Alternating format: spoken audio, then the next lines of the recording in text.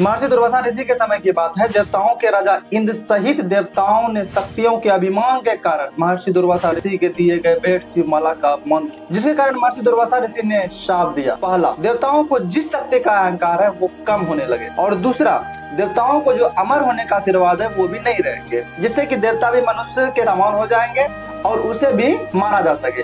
इस मौके को देखकर असुरों के राजा बलि ने असुरों के गुरु शंकराचार्य के निर्देश पर असुरों ने देवताओं से भीषण युद्ध के बाद स्वर्गलोक भी छीन लिया। सभी देवता इस समस्या के समाधान के लिए ब्रह्मा जी के पास गए, लेकिन उन्होंने देवताओं को विष्णु जी के पास जाने को कहा। लेकिन विष्णु जी सभी समस्याओं को सुनने के बाद देवताओं से कहा, इस शाप से मुक्त होने और देवताओं को पुनः शक्तिशाली होने के लिए केवल एक मार्ग, वो है समुद्र मंथन। लेकिन समस्या ये है कि इसके लिए बहुत ज्यादा ऊर्जा की आवश्यकता होने वाली है, जो सिर्फ देव के पास नहीं। समुद्र मंथन के लिए देव और दानव दोनों को एक साथ होना होगा, लेकिन दानवों को मनाना एक बड़ी समस्या, जिसके लिए भगवान विष्णु ने एक राय दी। दानवों को सिर्फ ये बता दो कि समुद्र मंथन से अमृत निकलेगा। दानव स्वभाव से लोभी, चालू और कपटी तो होते ही है, वो समुद्र मंथन के लिए माने। समुद्र मंथन के लिए मथनी और रस्सी की आवश्यकता थी। भगवान विष्णु ने देवताओं से कहा कि भगवान शंकर से आग्रह कर उसके गले की बांसुरी नाग को समुद्र मंथन के लिए जाने का आदेश देने को कहे, और ये भी कहा कि देवता बांसुरी के पूंछ की तरफ से खींचेगा और दानव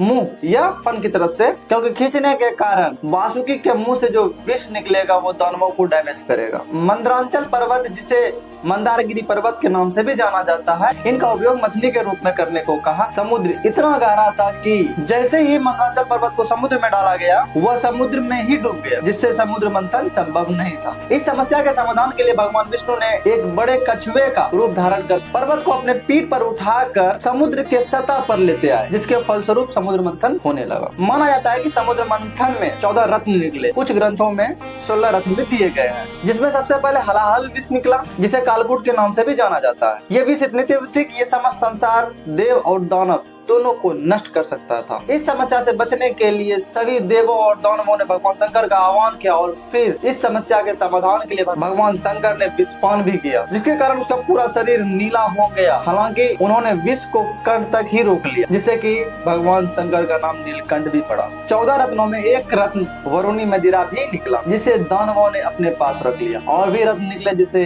ऐरावत, हाथी, सारंग, धनु, पंचजन्य, शंख और भी रत्न समुद्र से निकाले गए। सबसे अंत में अमृत निकला, जिसे धन्वंतरी एक पात्र अर्थात एक कलश में लेकर आए। उस पात्र का नाम था कुंभ। ये अमृत कलश देव और दानव दोनों के लिए आवश्यक था। देवताओं को पता था यदि उन्हें जिंदा रहना है तो अमृत चखना ही होगा, तो देवताओं ने धन्वंतरी जी के बाहर आते ही उनके हाथों से अमृत कलश ले लिया। देवताओं से ये कलश छीनने के लिए असुर उसके पीछे भागने लगे। असुरों से बचने के लिए देवता 12 दिनों तक भागते रहे। ये समय देव समय के 12 दिन थे, न कि हमारे समय के। इन 12 दिनों में जिन 4 जगहों पर अमृत कलश छलक कर अमृत गिरा, वहाँ कुंभ मेले का आयोजन किया जाता है। वो 4 स्थान हरिद्वार, नासिक, प्रयागराज और उज्जैन है। लेकिन 2025 का ये कुंभ मेला 12 पूर्ण कुंभ अर्थात 44 वर्ष बाद लगने वाला ये महाकुंभ मेला है। आप ये दिन देख रहे हैं तो सोचिए हमसे आपसे ज्यादा भाग्यशाली कौन होगा। कुछ लोग तो इस बात से परेशान है कि 12 वर्ष में महाकुंभ होता है, तो कुछ का कहना है 144 वर्ष में महाकुंभ होता है। शायद कुछ लोगों को ये पता हो, फिर भी मैं आपकी जानकारी के लिए बता दूं कि कुंभ 5 अलग अलग प्रकार के होते हैं। पहला महाकुंभ, जो हर साल में एक बार होता है। दूसरा कुंभ मेला, जो हर 3 साल में एक बार लगता है। तीसरा अर्ध कुंभ, जो हर 6 साल में एक बार होता है। और चौथा पूर्ण कुंभ, जो हर 12 साल में एक बार लगता है। इसका कारण यह भी माना जाता है कि बृहस्पति ग्रह सूर्य का एक परिक्रमा 12 वर्ष में एक बार पूरा करता है। और 5वां है महाकुंभ मेला, पूरा 144 वर्ष बाद प्रयागराज में लगता है, जहां गंगा, यमुना और सरस्वती तीनों का संगम। ये थी महाकुंभ की मिस्टीरियस स्टोरी, और मैं आपसे विनम्रता के साथ कहता हूं कि जहां तक संभव हो कुंभ में डुबकी अवश्य लगाएं, और बाकी आपकी क्या राय कमेंट में अवश्य। जाने से पहले मैं आपको बता दूं, यदि चैनल पर नए हैं तो चैनल को सब्सक्राइब करना ना भूलें। जल्द ही मिलते हैं, तब तक आप अपना ख्याल रखें। वीडियो को पूरा देखने के लिए धन्यवाद। वंदे मातरम और अंत में हर हर महादेव।